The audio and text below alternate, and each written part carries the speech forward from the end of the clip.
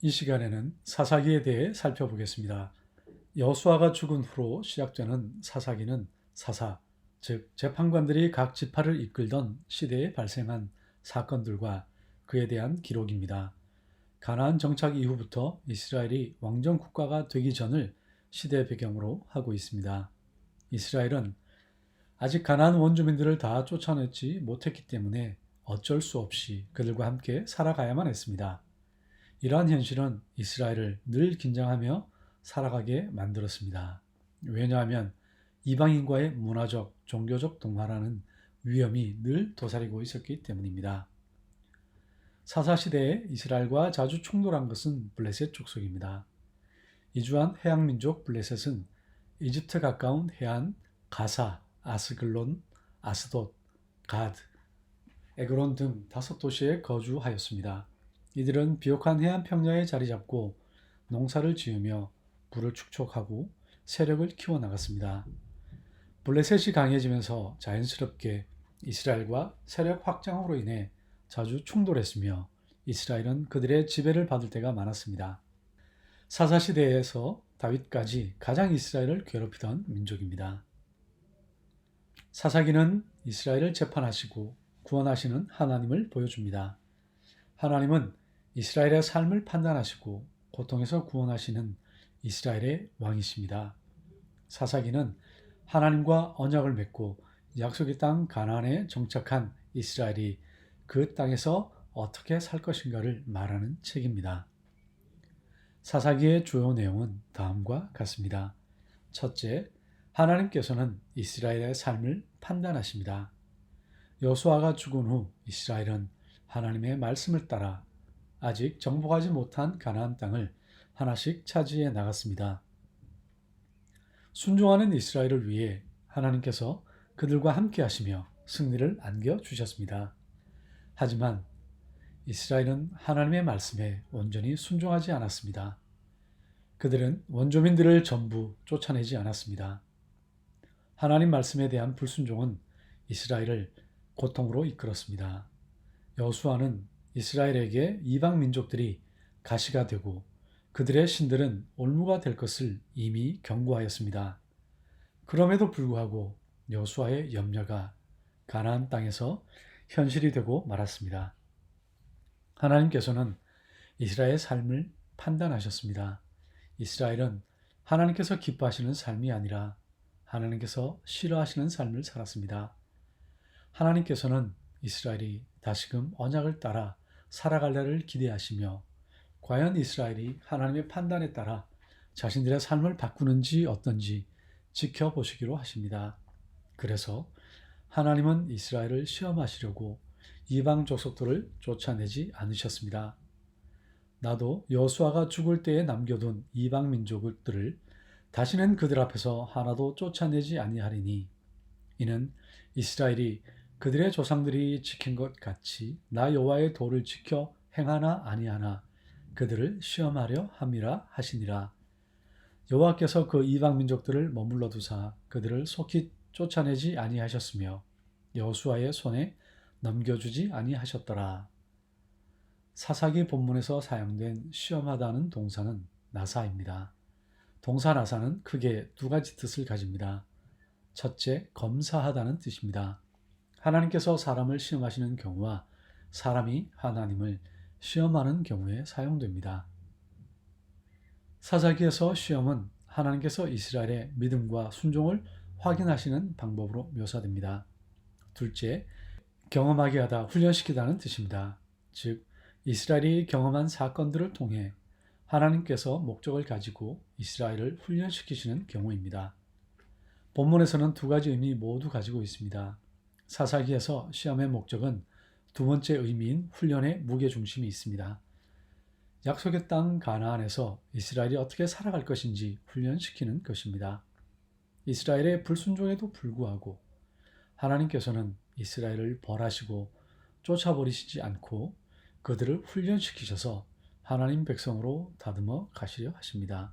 하나님께서 이스라엘을 시험하시는 내용은 그들이 하나님과 맺은 언약을 지키는지 여부입니다. 언약의 내용은 하지 말라는 금지 명령과 반드시 하라는 실천 명령 두 가지입니다. 이스라엘이 가나안 땅에서 살아가며 반드시 해야 할 것이 있습니다. 그것은 바로 야훼 하나님을 사랑하고 오직 하나님만 섬기는 것입니다. 그리고 원주민을 가나안에서 쫓아내는 것입니다. 이렇게 하는 목적은 신앙을 지켜 하나님을 섬기며 이스라엘로 하여금 평안의 삶을 살게 하는 것입니다. 반대로 이스라엘이 절대 해서는 안 되는 것이 있습니다. 다름 아닌 이스라엘이 원주민들과 함께 살아가는 것입니다. 왜 하나님께서는 공존을 말씀하지 않으시고 물과 기름처럼 서로 섞여 살지 말라고 명령하셨을까요? 그 이유가 사사기 2장 2절로 3절에 잘 나타나 있습니다.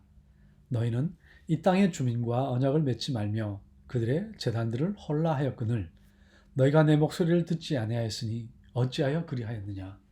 그러므로 내가 또 말하기를 내가 그들을 너희 앞에서 쫓아내지 아니하리니 그들이 너희 옆구리에 가시가 될 것이며 그들의 신들이 너희에게 올무가 되리라 하였노라. 하나님의 말씀을 가볍게 듣고 흘려버린 이스라엘의 모습이 사사기 3장 6절에 나와 있습니다. 그들의 딸들을 맞아 아내로 삼으며 자기 딸들을 그들의 아들들에게 주고 또 그들의 신들을 섬겼더라. 하나님께서는 이스라엘이 원주민들에게 동화될 것을 아시고 걱정하신 것입니다. 척박한 광야 유랑을 이제 막 마친 이스라엘의 눈에 오랫동안 축적된 가나안의 발전된 정착 문화는 이스라엘의 마음을 뺏기에 충분히 매력적이었을 것입니다.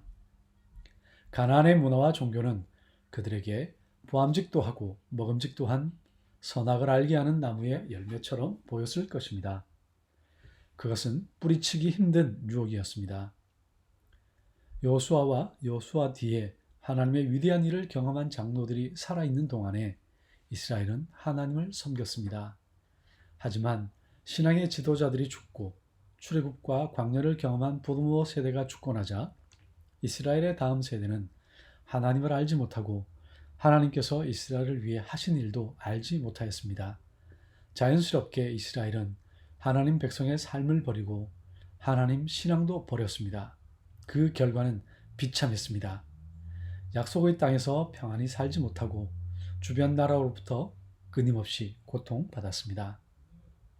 하나님께서는 이스라엘을 약속의 땅에서 하나님의 백성으로 안식하며 살라고 노예의 멍에를 깨뜨리시고 이집트에서 가나안으로 데려오셨는데 이스라엘은 하나님의 말씀에 불순종하여 다시 자유인이 아닌 가나안의 지배를 받는 삶을 살게 된 것입니다.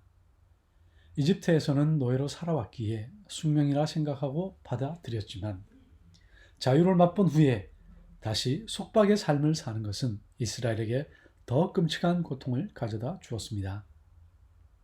둘째, 하나님께서는 사사를 보내셔서 이스라엘을 구원하십니다. 이스라엘은 하나님께 불순종했고 하나님과의 언약을 스스로 깨뜨렸습니다. 이스라엘은 하나님을 버리고 이방 사람들과 어울려 그들의 삶의 방식대로 살며 그들의 신을 섬기기 시작했습니다. 더 나은 삶을 꿈꾸었지만 현실은 정반대였습니다. 채찍과 가시가 되어 이방 민족들이 이스라엘을 괴롭혔습니다. 물리적 고통뿐만 아니라 영적 타락도 찾아왔습니다. 이스라엘은 구원의 하나님을 버리고 이방 신들을 따랐습니다. 하지만 그 신들은 이스라엘에게 구원이 아닌 괴로움과 속박만을 줄 뿐이었습니다. 그들을 열심히 섬길수록 이스라엘의 삶은 점점 무너져 내렸습니다. 죄의 시작은 하나님을 떠나는 것입니다. 그 결과로 하나님을 떠난 이스라엘은 범죄, 처벌, 고난, 구원이라는 악순환의 쳇바퀴를 쉼없이 돌았습니다. 삶의 악순환은 영적 악순환으로 이어졌습니다. 이스라엘은 하나님을 버렸지만 하나님은 이스라엘을 버리거나 포기하지 않으셨습니다. 사사들을 보내 하나님께서는 이스라엘을 구원하시고 바른 길로 인도하셨습니다. 하지만 이스라엘은 사사들이 사는 동안에만 하나님을 섬겼고 사사들이 죽은 후에는 이전보다 더욱 타락하여 다른 신들을 섬기기에 바빴습니다. 하나님께서는 불순종의 결과인 남은 이방 민족들을 이스라엘을 가르치는 회초리로 사용하셨습니다. 그 고통을 못 이겨 이스라엘은 하나님을 향해 부르짖었습니다. 하나님께서는 이스라엘을 사랑하시기에 그들을 고난에서 건져내셨습니다. 그러면 이스라엘은 다시 하나님의 길에서 떠나 죄의 길로 나아갔습니다. 이스라엘은 이 악순환의 늪에서 헤어나오지 못했습니다. 그 악순환의 고리를 끊으시려 하나님께서 마련하신 대책이 사사입니다. 사사는 어떤 사람들입니까? 사사인 쇼펫은 동사 샤팟에서 기원한 명사입니다. 동사 샤팟은 구약 성경에 202회 나오는 낱말로 기본적으로 재판하다, 판결하다를 뜻합니다. 즉, 사회의 질서를 회복 혹은 보존하는 행위입니다. 다른 뜻으로는 다스리다, 구원하다, 건져내다입니다. 더 넓은 의미로 샤팟은 평안에 깨어진 이후 공동체에게 평화, 샬롬을 회복시키는 행위를 가리킵니다. 사사는 기본적으로 사법적 역할을 하는 사람들로 재판관입니다. 여사사 드보라는 이스라엘 자손을 위해 재판을 하였습니다.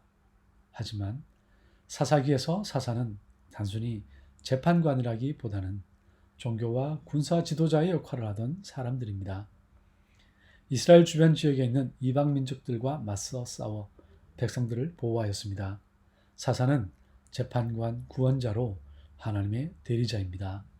택한 백성들의 고통에 대한 응답으로서 하나님은 놀라운 재능을 지닌 지도자요 구원자들을 그들에게 보내셨습니다. 사사기는 이스라엘의 부르짖음과 이에 대한 하나님의 응답으로서 하나님이 보내신 사사를 통해 이루어지는 구원의 역사입니다. 셋째, 이스라엘은 하나님을 유일한 하나님이요 왕으로 인정하지 않았습니다. 이스라엘은 하나님과의 언약을 잊어버리고 하나님을 떠났습니다. 모든 죄 중에 하나님을 버리고 떠나감이 가장 큰 죄요 근본적인 죄입니다. 사사기에서 이스라엘 백성은 7회나 하나님을 버리고 다른 신들을 섬기는 죄를 반복하고 있습니다. 죄로 인해 고통받는 이스라엘을 건져내시려 하나님께서는 사사들을 보내셨습니다. 사사들은 하나님의 보내심을 받은 자들로 하나님을 대신해서 이스라엘을 다스리고 구원하는 자들입니다. 하지만 이스라엘은 사사들의 말에도 순종하지 않았습니다. 더 심각한 것은 사사들이 있음에도 다른 신들을 따라가며 하나님의 말씀에 불순종한다는 것입니다. 이스라엘은 하나님의 보내신 자마저도 거부한 것입니다. 이것은 사사들이 아니라 실제로는 하나님을 거부한 것입니다. 요담이 아비멜렉을 피해 그리심산에 이릅니다. 거기서 요담은 나무들의 왕 비유를 이야기합니다. 사사기 전체 내용에 비추어 보면 이것은 아비멜렉과 기드온 집안 지도자의 이야기가 아니라 누가 이스라엘을 위한 재판관이요 구원자인가를 말하는 것으로 볼 수 있습니다. 이방민족이 섬기는 우상이 아니라 야훼 하나님만이 참 하나님이시요 구원자이심을 말하는 것입니다. 사사들을 통해 하나님께서는 이스라엘의 진정한 왕이 자신임을 거듭 말씀하고 계십니다. 하지만 여호수아의 경고를 무시한 이스라엘은 하나님을 왕으로 받아들이려 하지 않았습니다. 하나님을 인정하지 않고 거부하는 것, 이것이 이스라엘의 가장 크고 심각한 문제입니다. 하나님께서 다스리는 예배 공동체인 이스라엘이 하나님을 왕으로 인정하지 않고 하나님을 예배하지 않는 자들이 된 것입니다. 이러한 총체적 난국을 묘사하는 표현이 그때에는 이스라엘의 왕이 없었으므로 사람마다 자기 소견에 옳은 대로 행하였더라입니다. 바야밈 하켐 에인 멜렉 베이스라엘 이시 하야샤르 베이나 야세. 하나님이란 이스라엘의 왕이요 사사인 재판관이 계시고 그들의 대리자인 사사들이 있음에도 불구하고 이스라엘은 이것을 인정하지 않고 거절한 것입니다. 사무엘이 이를 정확히 지적했습니다. 백성이 여호와께 부르짖어 이르되 우리가 여호와를 버리고 바알들과 아스타롯을 섬김으로 범죄하였나이다. 그러하오나 이제 우리를 원수들의 손에서 건져내소서. 그리하시면 우리가 주를 섬기겠나이다 하매 여호와께서 여룻바알과 베단과 입다와 나 사무엘을 보내사 너희를 너희 사방 원수의 손에서 건져내사 너희에게 안전하게 살게 하셨거늘 너희가 암몬 자손의 왕 나하스가 너희를 치러 옴을 보고 너희의 하나님 여호와께서는 너희의 왕이 되심에도 불구하고 너희가 내게 이르기를 아니라 우리를 다스릴 왕이 있어야 하겠다 하였도다. 그 결과 모든 관계가 깨어져 버렸습니다. 1차적이고 기본 관계인 하나님 이스라엘의 관계가 깨어지니 이스라엘 공동체라는 관계마저 깨어져 버린 것입니다. 이를 잘 보여준 것이 미가와 단지파의 경우입니다. 은 1100을 가지고 한 신상을 새기고 한 신상을 부어 만들어 자기 집에 두었습니다. 그리고 에봇과 가정신인 드라빔을 만들고 한 사람을 데려다 자신의 제사장으로 삼았습니다. 하나님께서 금지하신 모든 계명들을 어겼습니다. 더욱 심각한 것은 단지파가 미가의 가증한 것들을 탐내서 그들의 터전에 두고 우상들을 섬긴다는 것입니다. 개인의 영적 타락이 한 지파 전체의 죄로 전염된 것입니다. 하나님과의 관계에 문제가 생기니 이스라엘 백성들 사이에도 갈등이 생겨 서로 죽이는 전쟁이 발생하였습니다. 순식간에 한 지파 베냐민이 사라질 위험에 처하게 되었습니다. 그제서야 문제의 심각성을 깨닫고 하나님 앞에 앉아 큰 소리로 울며 도움을 구하였습니다. 이것이 왕이신 하나님을 거부한 결과입니다. 사사기는 세 부분으로 나뉘어집니다. 1장 1절에서 3장 6절까지, 그리고 3장 7절에서 16장, 마지막으로 17장에서 21장입니다. 사사기의 구조는 점층적 구조입니다. 이 구조는 하나님을 떠난 이스라엘과 하나님의 구원을 대조시키는 동시에 하나님을 떠난 이스라엘이 더욱더 고통받는 모습을 강조합니다. 이스라엘이 악순환에 빠진 이유는 하나님을 버린 것 때문이며 하나님을 왕으로 인정하지 않았기 때문입니다. 그 결과 악순환으로 인한 고통이 더 극심해진 것입니다. 사사기 1장 1절로 3장 6절까지는 이스라엘의 불순종과 야훼의 시험을 다룹니다. 1장은 이방 족속들을 완전히 쫓아내지 않는 이스라엘의 불순종을, 2장은 이스라엘의 불순종으로 하나님을 버림, 우상 숭배의 이방의 동화됨을, 3장 1절로 6절까지는 하나님의 시험을 말하고 있습니다. 사사기 3장 7절로 16장 31절까지는 악순환, 불순종, 고난, 부르짖음, 회개가 반복되고 있습니다. 이때 하나님께서 보내신 사사들을 통한 구원이 나타납니다. 마지막으로 17장에서 21장은 왕이 없음을 보여줍니다. 17장은 미가의 신상, 18장은 단지파의 신상, 19장에서 21장은 하나님을 버린 결과로 이스라엘 간의 전쟁이 일어난 모습들을 그리고 있습니다. 이상으로 사사기 개관을 마치겠습니다.